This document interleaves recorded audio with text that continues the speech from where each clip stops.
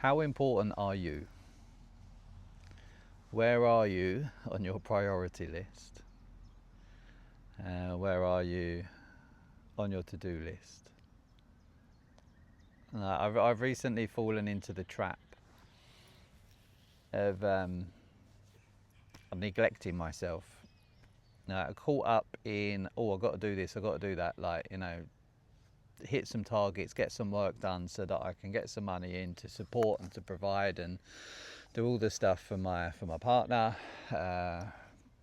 do all the stuff that I can support my kid, make him happy by doing certain things, and supporting people that you work with, meeting deadlines and all this stuff, and just doing all the stuff that needs to be done in life.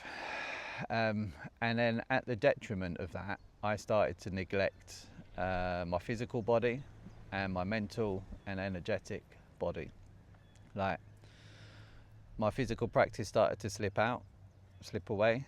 My breathing, my mindfulness practice slipped away. And then before I knew it, I was like just confused, tired, exhausted.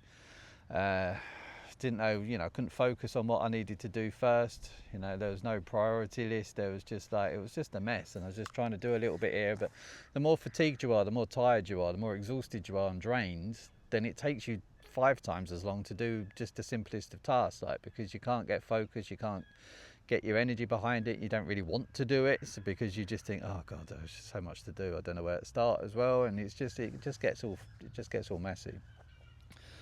So I picked up an injury, partly because of a mattress, partly because of my physical practice dropped off, and then I went back to start up the calisthenics rather than the yoga a little bit too hard too soon. I had a mattress that set my shoulder off, and then I went into training, and then it just twanged it. So I'm really taking my time with it now. But that's having a detrimental effect on me. But recently I've reintroduced my breathwork practice and my meditation or mindfulness practice on a daily basis. Sometimes, more often than not, it's twice daily. And it's just really shifted. Because if you look at masculine and feminine energies, right, if the feminine looks to the masculine for safety, masculine energies, the feminine looks to the masculine for safety. If the masculine is fatigued, tired, weak, disorientated, confused in himself, then that has a knock-on effect to the feminine. The feminine feels unsafe because she hasn't got that anchor. The masculine is the anchor for the feminine energy. Okay, and if the masculine's all over the place and wobbly and shaky and stuff on a consistent basis, it's okay for him to wobble every now and again because we're all human. But if the masculine is consistently out of whack and out of balance and fatigued and confused and disorientated, then that has an effect on the feminine energy. So he starts to feel unsafe. So the feminine energy then steps into a masculine, and it starts to throw the balance all out of kilter. It goes all over the place, and that's when we start getting relationship troubles and stuff, because the masculine that was in his masculine is not in the masculine anymore, and the feminine, blah blah blah, the feminine's in the masculine's in the feminine, and it all just gets confusing and nobody knows where they're supposed to be. So it just throws everything out of sync.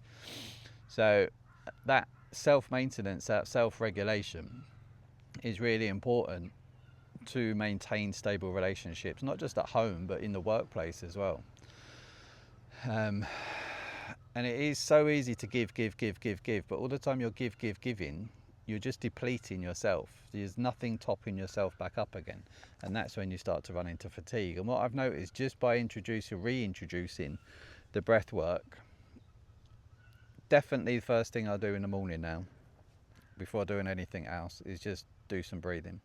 Do some pranayama, alternate nostril breathing, nadi shodhana, and then just some regulating breath. Longer exhales and inhales. I'm going to start to rebuild and reintroduce some other practices as I go, and then when my shoulder is better, we reintroduce my physical practice as well, my yoga, and then stepping back into the calisthenics. But already, just after a few weeks, I'm finding clarity. I have that willingness to want to do stuff. It's not like discipline or willpower.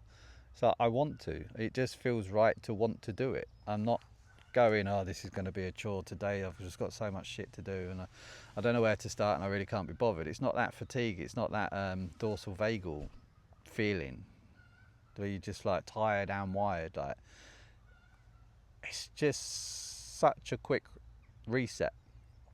And what the problem is because when you have a consistent practice and a good practice, you feel good, you feel fantastic.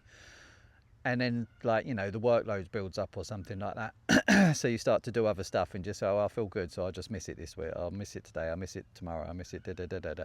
And then before you know it, you missed it for a few weeks. And then everything starts to get on top, and you start to feel confused and tired and exhausted and blah, blah, blah. And then it's like, well, what's missing? What's missing? I've not been doing my practices, have I? I've not been doing that mindfulness. I've not been doing my practice, my movement practice, whatever it may be. And that's when everything starts to go a bit Pete Tong. So,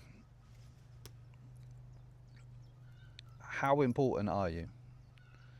Where are you on your priority list? Sure, everybody else in your life is really important, but if you don't look after number one, if you don't look after yourself, maintain yourself, like you maintain your car or your house or your workplace or your tools or whatever it is, your hobby tools or whatever, if you don't maintain this equipment, then it can't do the job that it needs to do. So it's the same for you. If you can't maintain yourself, you can't do the job you're supposed to do at work or at home. You can't be there for your family, your loved ones, in the way that you'd like to be there.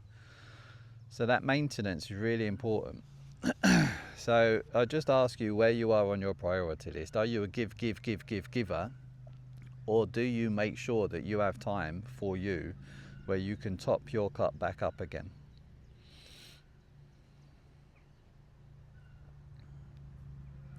Let us know in the comments below. Peace out.